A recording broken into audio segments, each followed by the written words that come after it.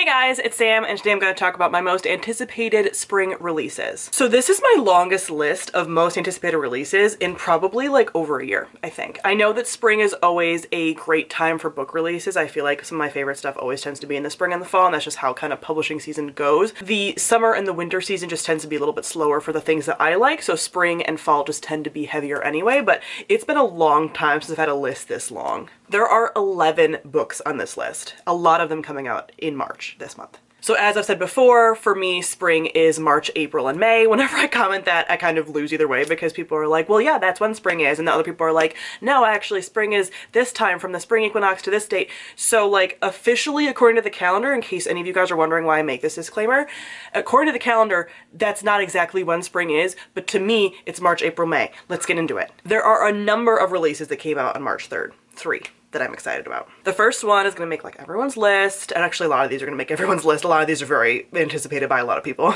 And that is Chain of Gold by Cassandra Clare. This is the first book in the Last Hours series, which is the continuation of the Infernal Devices. I mean, not directly a continuation, but it's the descendants of the Infernal Devices characters. The Infernal Devices is the only series by Cassandra Clare that I've read or that I have any desire to read, and I enjoyed it for what it was. It's not like my favorite series of all time, but I did enjoy it, so I do plan on continuing and reading this series as well. I will not, and I'm gonna say this again because a lot of people are still like, read the more recent series. I'm not going to. I am not going to read the original Shadowhunter stuff. I'm not going to read the most recent series. I forget what it's even called. Dark Artifices, I think. I'm not going to. I will read these. The next book that we have on March 3rd is The Midnight Lie by Marie Rutkowski. And this takes place in her Winter's Trilogy world, and that is one of my favorite series. The Winter's Trilogy is one of my favorite series, so I'm very excited to see her return to this world. A lot of authors recently have been returning to their old worlds, and I've done like a video kind of talking about that. I'm fine with her doing it. She's an excellent author. I plan on reading this whole series, whatever she intends to do with this. And this is supposed to be a female-female romance in here, so hype. And lastly, we have The Two Lives of Lydia Byrd by Josie Silver. This is an adult contemporary romance, but it has like a slight speculative spin to it because the main character's fiance, love of her life, ends up dying in a car accident. And so she knows that she shouldn't just like wallow and that he wants her to like live her life and whatever. So she ends up trying to like move on, and she enlists the help of his best friend and one of her friends and all of that. But things end up kind of getting split, and she has this opportunity where she gets pulled back into an alternate universe where he didn't die in the car accident. So she's kind of living these two parallel lives, and in one life, like obviously the love of her life is still alive, and then in another life, like she's trying to move on, she's possibly meeting someone new, all of that. So this is the author of One Day in December, which is one of my favorite books of last year that I read in December, and I just like what she does with like realistic, almost like grittier topics. It's not like necessarily your fluffy romance, it's more like, I don't know, like Time Traveler's Wife or something. That's what I just think of when I think of this synopsis. So I'm excited about this because her kind of books are just like up my alley, and they're very polarizing, it seems like, but I enjoy what she does thus far. Then on March 10th, we have In 5 Years by Rebecca Searle. This is another adult contemporary romance with sort of like a speculative spin on it. That must just be like kind of the theme for 2020. We all want to be in parallel universes. This isn't quite a parallel universe, but basically our main character is like this very driven woman. She just got this like huge job that she really wanted, and she, I think, moved into a new apartment and just accepted a proposal from her boyfriend and all of this, but she ends up going to sleep and having a dream or a vision, but it feels more like a vision or like she's transported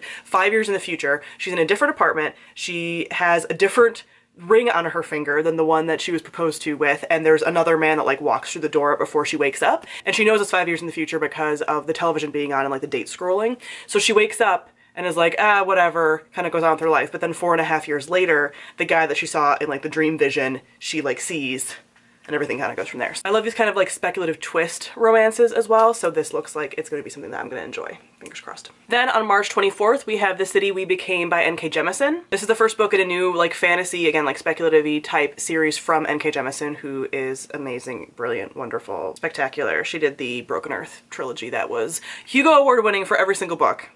Groundbreaking. So this is going to be more of like an urban fantasy type feel, it sounds like, but in the synopsis it's basically New York City has to band together to save itself, save the city, and every city has a soul, and New York has 5, and they're varying from being like ancient and mythological to like new and whatever, and they have to like destroy some evil. It's very vague and is apparently based on, I think, a short story that she did or something, but it's N.K. Jemisin and it's magic, and I'm down. I'm down. Then also on the 24th, we have The Glass Hotel by Emily St. John Mandel.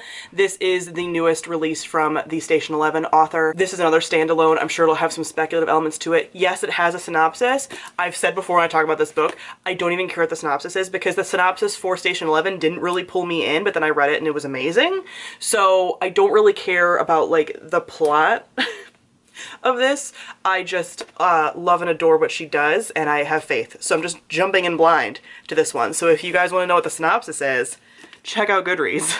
Okay, now we can move on to April. April 7th, we have Empire of Dreams by Ray Carson. This is another continuation in the same world for an author. Ray Carson wrote the Girl of Fire and Thorns series, which is one of the most underrated series in YA on BookTube and in life. And this is taking place in that world years later with some of the people that were in that series but are now older because they were children in that series. And I am very intrigued to see how the world is and how all of my precious children are doing. Then on April 21st, we have Shorefall by Robert Jackson Bennett. This is the second book in the Foundry Side series. I've done a review for Foundry Side, so I'll link that on the screen, but this is one of my favorite new fantasy series. It takes place within a city because Robert Jackson Bennett does like city fantasy. Like, it's not urban fantasy because it's not our world, but it's like a fantasy that takes place within a specific city, and the city has its own atmosphere. It's almost like its own character, and this world has magic in which you inscribe things on objects and they become something else, kind of. So it's almost like technology, like it tells objects what to do, and it's just very cool and a lot more sweeping than you'd think it would be. And I just really enjoy these characters and the plot and everything that's going on with this. So I'm very intrigued.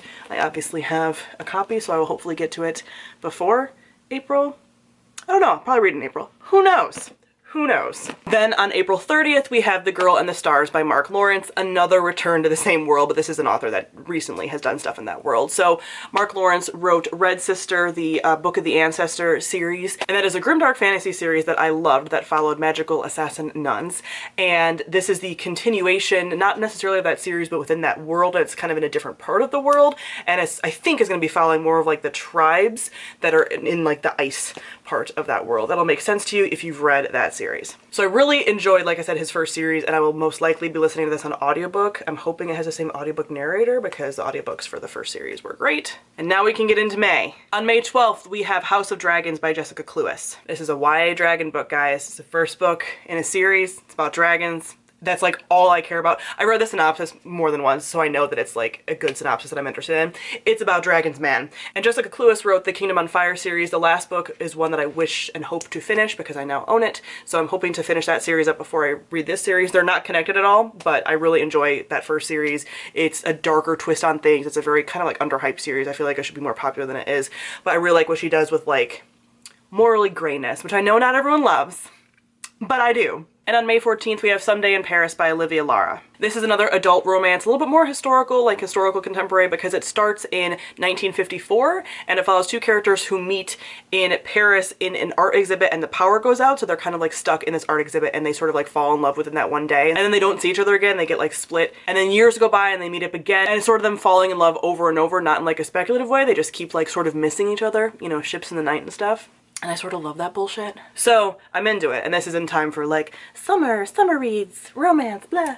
And those are all the books on my list. It's so weird that in the year of our Lord 2020, I am having a lot of books on my list that are like romance books. And I know that I've been reading more romance, but it is very weird that like I'm highly anticipating romance books. I never thought I'd be here. The grand majority is obviously fantasy, and there's what, 3 romance books on this list of the 11, but who is she?